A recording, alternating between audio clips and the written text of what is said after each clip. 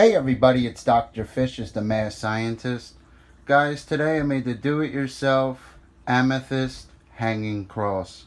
This was a very cool build and I enjoyed building it. For this, guys, I took popsicle sticks, I hot glue gunned them together to make a cross, and I kept adding to the popsicle sticks to make it thicker.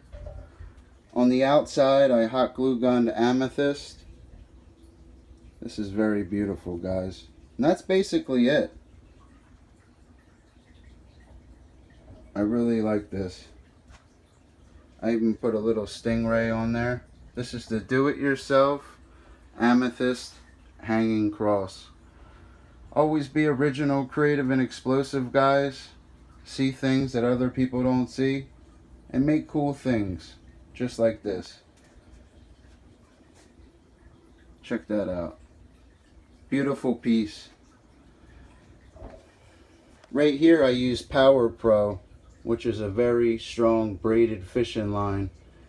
I basically hot glue gunned it to the back. This is very heavy too. Very beautiful piece.